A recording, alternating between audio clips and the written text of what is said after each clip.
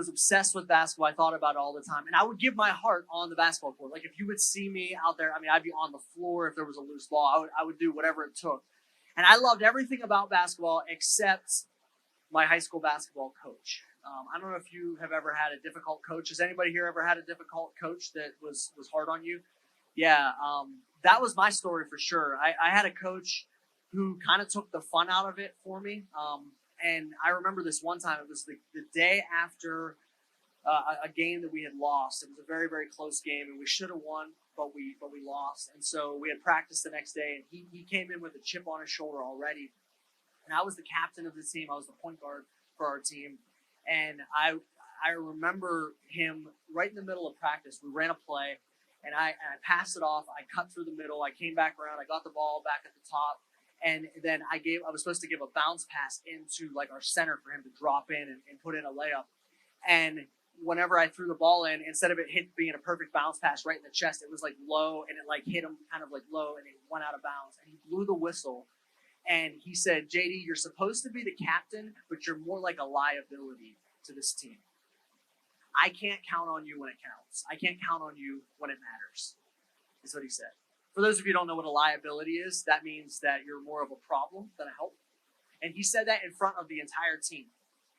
And I felt like a piece of glass that was just hit with a hammer, and I just like wanted to shatter to the floor because I was embarrassed and I was hurt.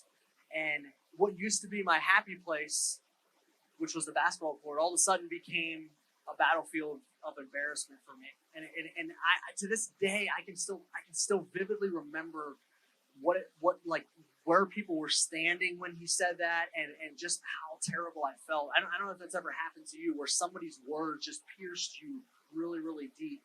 But guys, our words, they matter. And it might seem silly to you to think, well, like, why would you even let it bother you? Like, that's stupid. Who cares what somebody else says? And you're absolutely right. I shouldn't have cared. But I can still vividly recall exactly how I felt, because I still feel the same way whenever I think about what he said to me. You know, we've all heard the phrase, sticks and stones can break your bones, but what? But words can never hurt me, right? Words can never hurt me. And that cliche statement is so, so far from the truth. The truth is that sticks and stones bring temporary pain, but words can hurt for a lifetime. People's words are powerful things that can haunt us. People's words can be replayed in our mind again and again and again and again. People's words can take us to a dark place. In fact, what people say about us, if we don't guard against it, the negative things that are said about us can actually change the direction of our lives if we aren't careful. Yeah, sticks and stones can break your bones, but words can break your heart. Words can break your heart. See, at the core of my message tonight, it's a very simple message, but it's profound, because at the central point of my message, the center truth of what I want you to remember is your words carry power.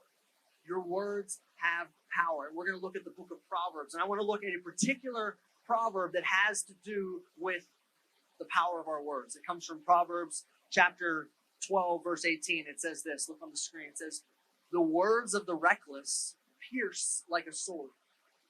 Think of a sharp sword that can just puncture in and pull out, that it can cause all sorts of damage. That the words of someone who is reckless, who doesn't care, who just says whatever they want to say when they want to say it, that they pierce like a sword. But the tongue of the wise brings healing. It's like medicine. Now, you may or may not know this, but the book of Proverbs is a collection of good advice and wise sayings that's designed to help us to live better. Each little saying that's in the book of Proverbs is known as a proverb. Now, what you may not know is that even in today's American literature, we still have proverbs today. For example, let me give you a couple. An apple a day keeps the doctor away. You know, a penny saved is a penny earned. Actions speak louder than words. It's not really a proverb. But these little sayings, they pack a punch, right? Like, you remember them. You remember what they mean. You remember what they say. And to give you a little bit of biblical history, Proverbs represents a genre of ancient writing in the Bible known as wisdom literature. So there are 5 different books of the Bible, as you can see. Proverbs being one of the 5 books, the wisdom books in the Bible. And if you read these wisdom books, particularly the book of Proverbs, you'll notice there's this rich language that often uses contrasting things to prove a point.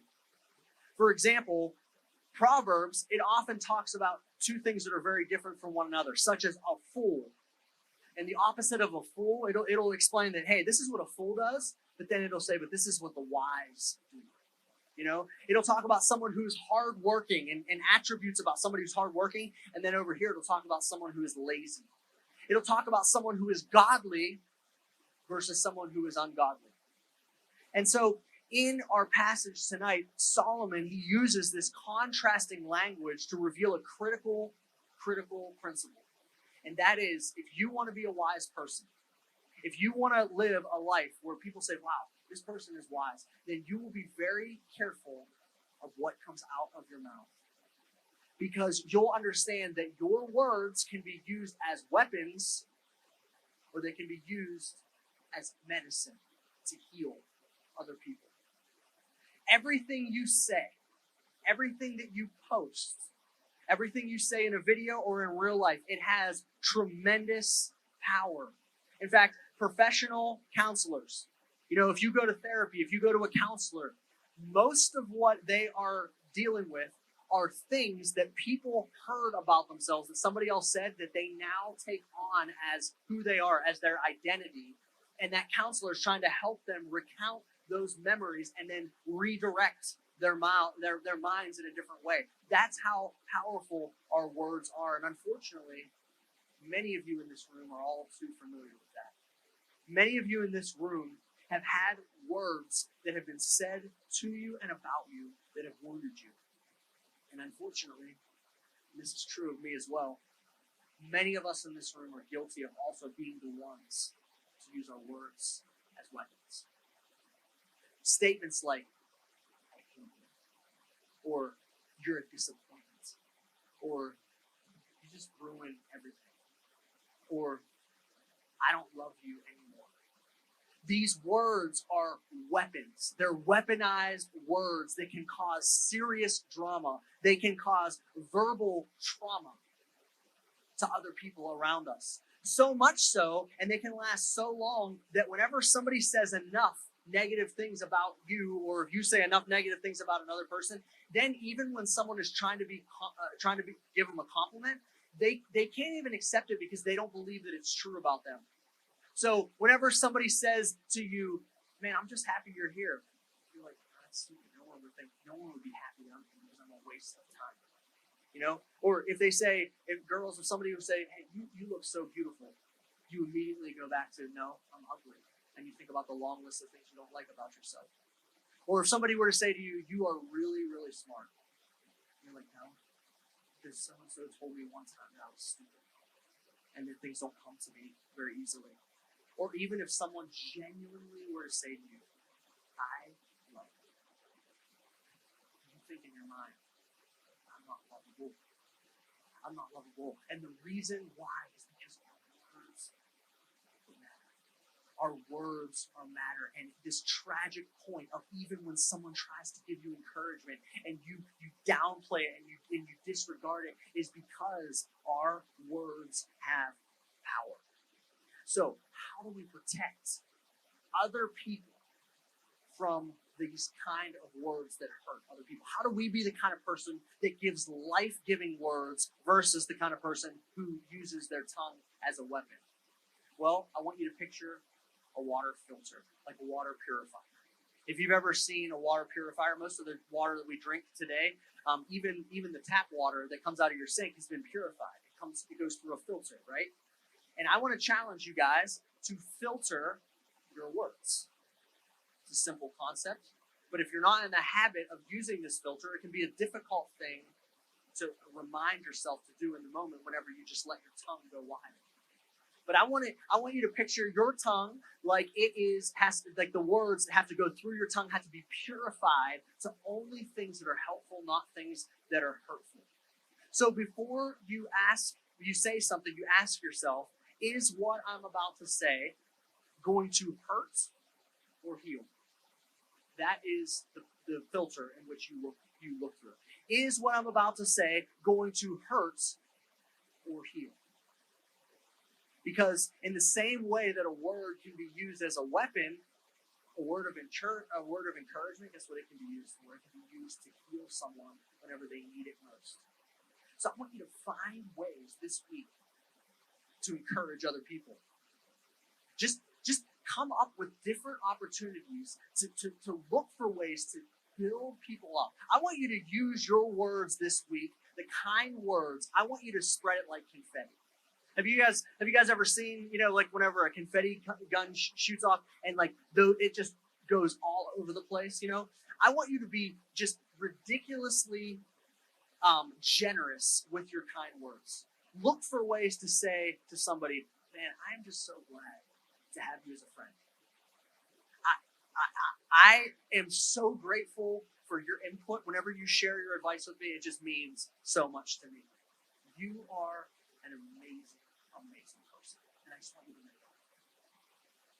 Or just say, I just can't tell you how much I appreciate you.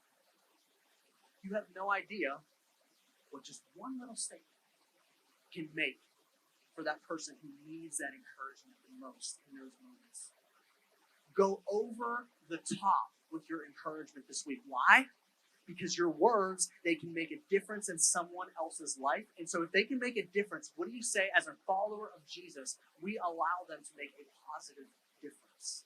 So your words, they can either cause someone to sink or cause someone to soar.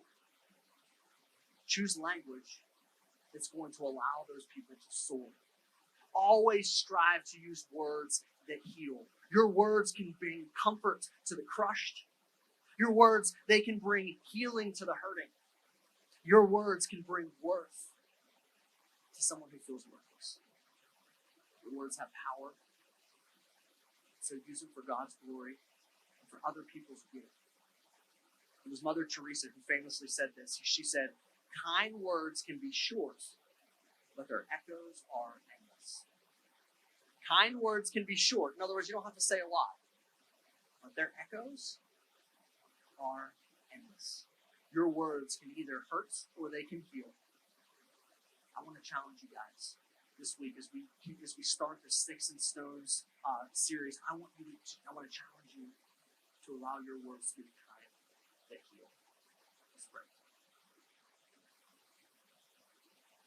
Father, thank you for the book of Proverbs and for the wisdom that we can glean from it, and just a simple concept. I mean, it's not rocket science. I mean, we're not talking about something that's a complicated thing, but it has so much power.